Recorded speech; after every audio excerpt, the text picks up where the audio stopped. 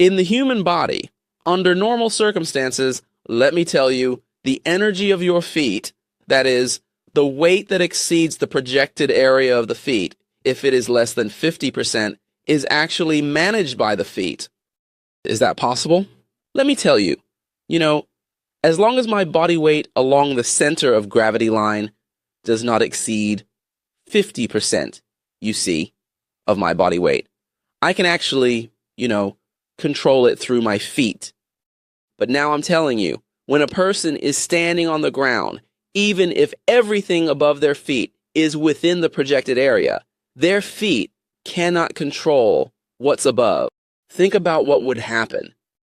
That is to say, normally in this position, I should still be controlled by my feet. What does that mean? Let me tell you, it doesn't mean that when I'm brushing my teeth, washing my face, or washing my hair, it's not my gluteal muscles or my rectus abdominis controlling this posture. It's my feet that control this posture. Now let me tell you, for anyone who experiences lower back pain from actions like brushing teeth, washing face, or washing hair, in such cases, if you test the energy level sensation of their feet, or test their ability to stand on one leg, you will find it all very difficult. Let me tell you further, if you rule out some organic lesions and it's an issue related to the spinal canal, but not due to the compression of the intervertebral disc in the spinal canal, this type of lower back pain will disappear once they stand up straight. At this point, you can try not performing any massage, acupuncture, or any manipulation. Instead, start by training the function of their feet to stand. After you have done this, let them perform the action again, allowing them to use their feet to control the upper body. You see, I have practiced this with many patients with various diagnoses like lumbar transverse process syndrome, lumbar muscle strain, and necrosis within the spinal canal. Issues like sacroiliac joint arthritis are actually due to the disconnection of the control line from the feet to the lower back. When standing, if their body does not exceed 50% of the projection area of their feet, they are already using their lower back to control it. Even the parts that the hips can control are directly controlled by the lower back, so contraction analysis is needed. So when you can't figure out these underlying logics, you will always be working around the area of their pain. This is the relationship between them. So the previous diagram was meant to tell you that for us, normal people, whether from the side, front, or back, as long as the weight exceeding the projection area does not surpass 50%, theoretically, it is controlled by the feet. This is why when you are on a high-speed train or a subway, you don't need to hold on to the handrail. Because when it is slightly swaying, your torso, your body does not exceed 50% of your foot's projection area, so you don't need to tighten your core. You just need to stabilize with your feet, and you won't fall or sway. This is the underlying logic. Then, as I mentioned earlier, modern people have a high heart rate just by standing. As long as they are standing, the length of their hip and shoulder is shorter than when lying down, which means that even when their torso hasn't exceeded the projection area of their feet's function is already unable to manage the upper body. So at this point, if you train their transverse abdominis to be very strong, and you strengthen their gluteus medius and minimus, as well as the pelvic floor muscles, you are actually further inhibiting the feet and creating a new type of core compensation. This kind of compensation will lead to poorer breathing, hinder their ability to walk effectively, and ultimately cause the position of their diaphragm and pelvic floor muscles to become increasingly lower. Alright, let's take another look. This is why the static heart rate while standing, as I mentioned earlier, is so high. Under normal circumstances, your heart rate while standing still should be the same as when you're sitting still. It should be the same. However, you'll find that for the vast majority of people, as soon as they stand up, their heart rate doesn't go down, or if they just take a couple of steps and then sit back down, their heart rate becomes very high again. Next, let's take a look at the support strategy. What did we discuss earlier about this? It's about how the brain adjusts to maintain your balance when you're standing on the ground. You can understand the support strategy as the optimal support state on the ground, adjusted to maintain balance and help you conserve energy. This is what we call the support strategy. First is the sway strategy. you need to look at the definition of the sway strategy. Let me tell you, before I shared this in the group, countless people understood it, but only with their eyes. Their brains couldn't actually use it, and they had no idea how to apply it. The sway strategy is a method where, when the body is standing and slightly swaying, the muscles in your feet and lower legs contract in sequence to maintain stability. The premise is that it involves slight swaying, meaning that the area above your feet does not exceed 50% of the projection area of your feet. Then the second is the wide strategy, which applies when your support area is very narrow. It has two conditions. One, it is very narrow.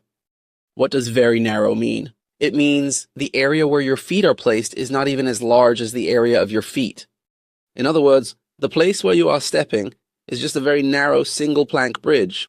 Or it is very narrow, not as wide as your foot, which means the circumference of your foot is already smaller. At this point, if your body moves slightly and exceeds 50% of the inner circumference of your foot, is this easy? So this is one such condition. The second condition is that your body is shaking violently.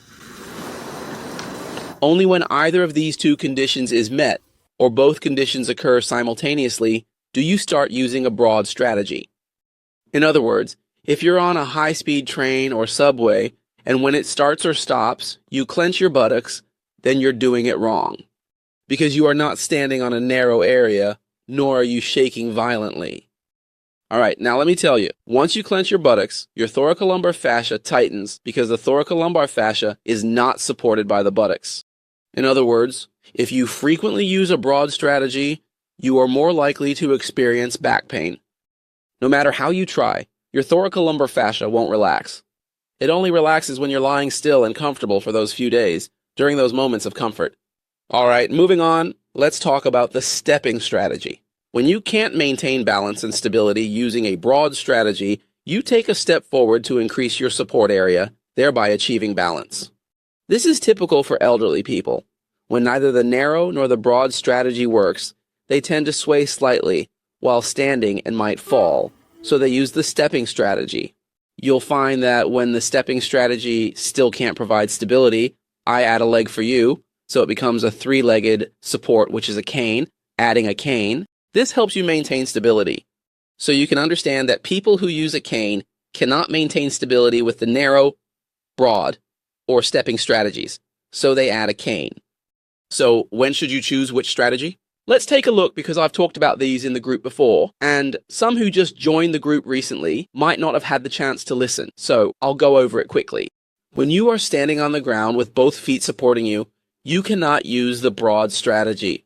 Your feet are providing a large support area, and if you are not swaying violently, using the broad strategy at this time would be a wrong choice. In other words, it's like using an electric wire and saline solution for eating, or using a big bubble to swat a mosquito.